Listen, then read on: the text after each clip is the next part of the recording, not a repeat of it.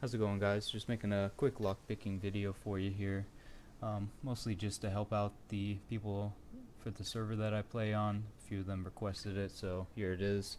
It's called The Forge, 2x loot, US based server. It's got a PvP trader, 24/7 rating, Mechs on, fatigue off, no bot shop. Pretty good all around server, experienced admins, so there's no fuckery. We're just going to go ahead and get into it here. First thing I'm probably going to go over is the settings here. One big mistake that I see a lot of people make is when they're first starting out is having their lockpicking sensitivity way too high. I think stock it comes like 50 or something ridiculous like that. I actually use mine all the way down at 6 with a 600 DPI, so both your sensitivity and your DPI matter. You can check your DPI of your mouse by going into your mouse software and seeing what it's set at. A lot of people also have their DPI set way too high. I've seen people, use 1400, 1500, 1600, something like that. I use 600 with 6 sensitivity in game. Throwing this in after the fact because I forgot to mention it during the video itself. While I do play on a low sensitivity and a lower DPI, that might not necessarily work for everybody, so I wouldn't say copy my settings exactly. I would just play around with it and see what works out best for you and go from there.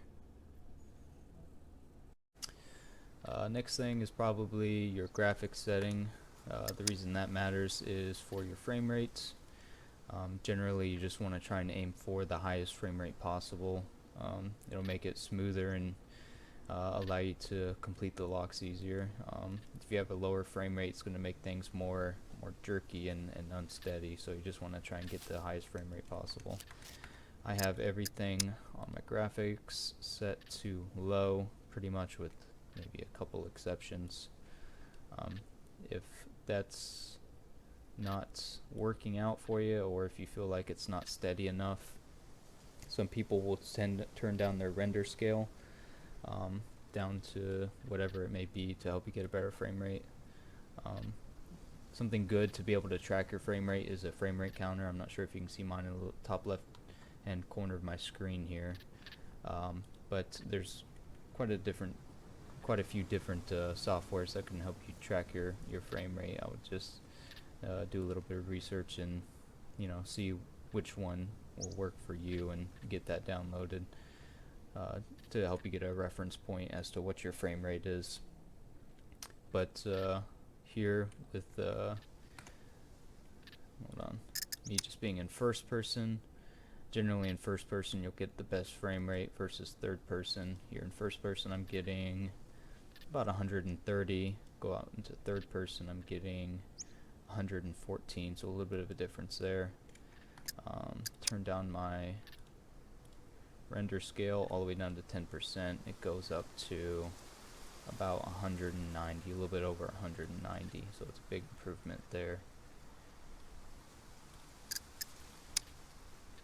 Another thing that helps people get a better frame rate is either laying down or just looking down at the ground, or if you have clear skies, or you're not in a base or something like that, looking up at the sky can help you as well. Looking up at the sky in first person, I get about 200 frame rate per second.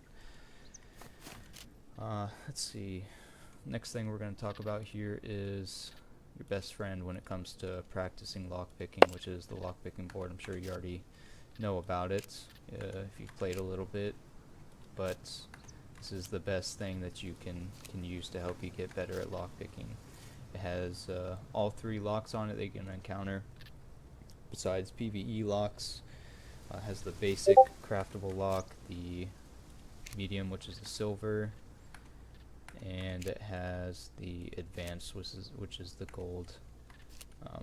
Good thing about this is you get unlimited tries, don't use up any resources, and you can practice literally all day long on it. Although you don't have to. What I would recommend is consistency over quantity. Consistently practicing, 10, 15, 20 minutes every day over the long term versus, you know, going at it 8 hours for a couple of days and burning yourself out on it. Consistency is going to win out long term.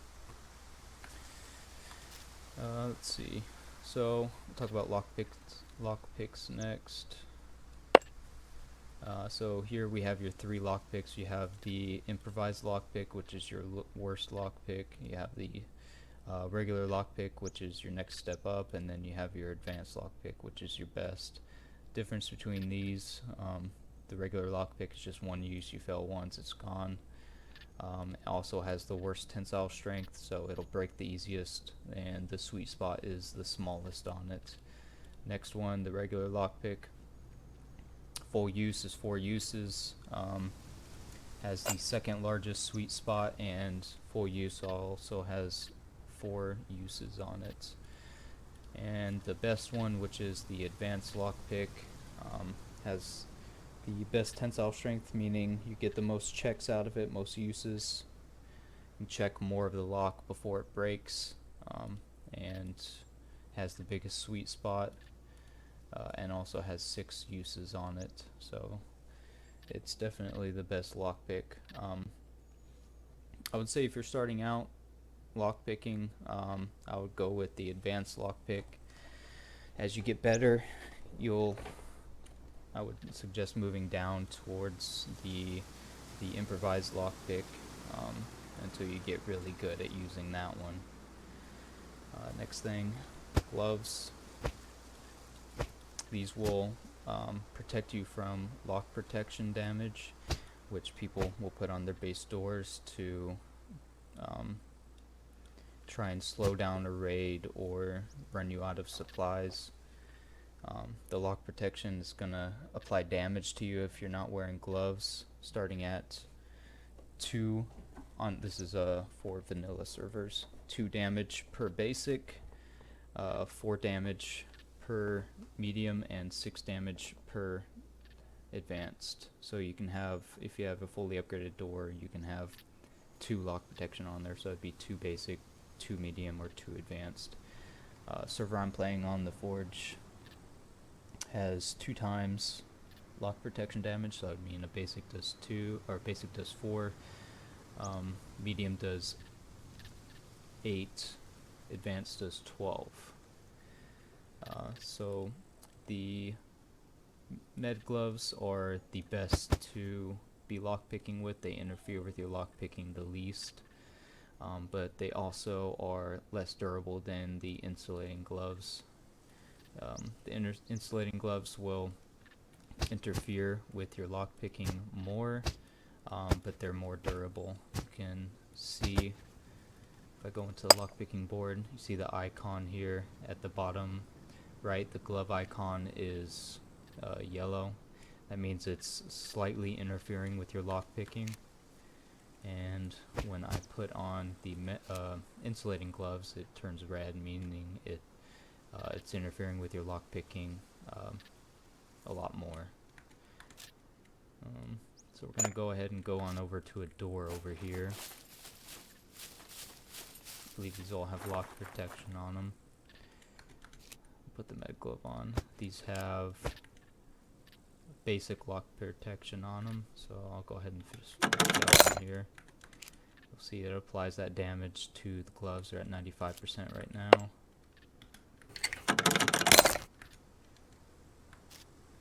And now at 91%. So that's just for basic lock protection on the servers, doing 4 damage per failed attempt on it. And these doors over here all have no lock protection. Yeah, don't need no lock protection on them.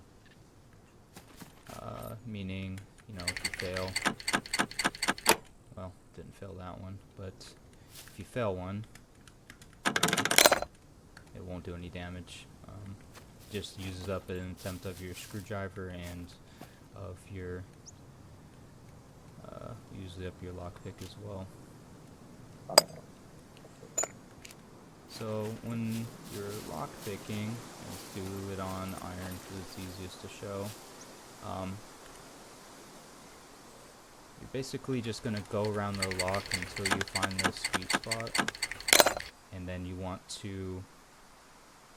just want to check it like this, press, if you find the sweet spot, but you're just trying to check the lock with a very light tap of F. Let me do it on the gold here.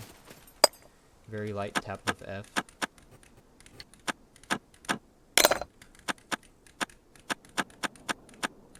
Like that.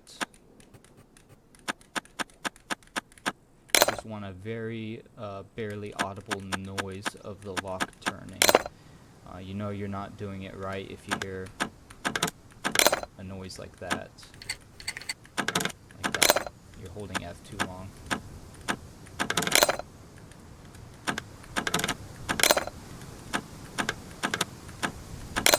If you hear a noise like that, and that means you're holding F too long. You're looking for a noise, something like this. Oh, hold on. Let me grab more. I should have some here.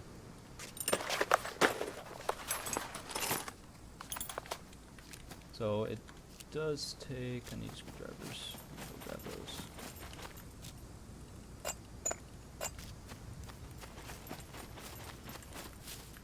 It does take quite a bit of practice to get the technique down right, which is why I said consistency is what matters. Practicing a little bit every day is what goes a long way. To be able to get the pressure down right of your F key.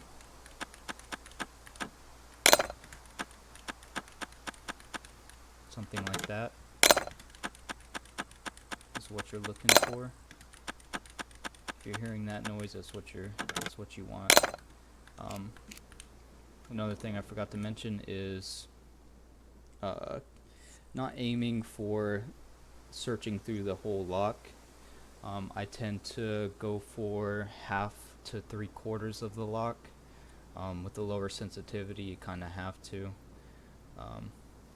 Especially with a smaller mouse space. I have a very large mouse pad here, covers basically most of my desk, and I'm looking at probably 1.5 foot of mouse space that I'm working with, and even with that I'm only able to check about 1/2 to 3/4 of the lock. So when you do find the sweet spot, let me see if I can give you an example here.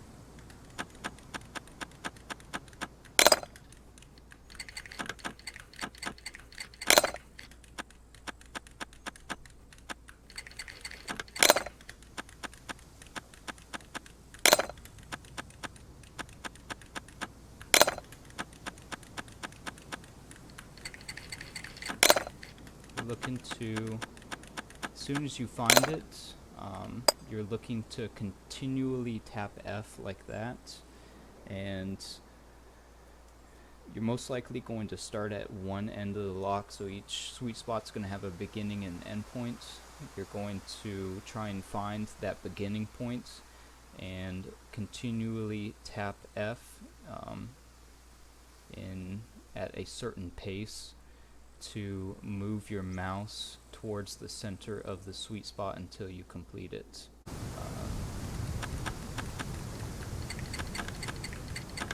You're looking for something like that. You don't want to tap F too quick, otherwise the lock is going to reset and it's just going to basically screw up your whole attempt, because the lock will go all the way back to neutral, and it makes you lose a lot of time, and if you lose a lot of time, you already don't have much time. You don't have much chance of completing it.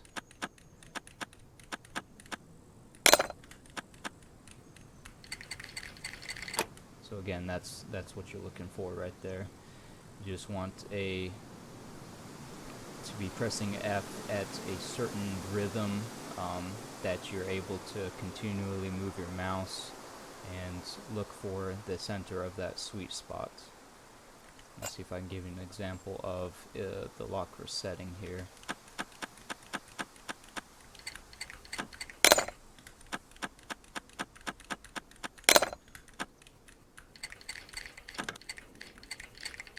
Like that. So if you are tapping F too quick, or if you don't fully let go of F key before you press it again, it won't register your inputs, and it'll be as if you didn't press the F key again, and it'll just reset back to normal.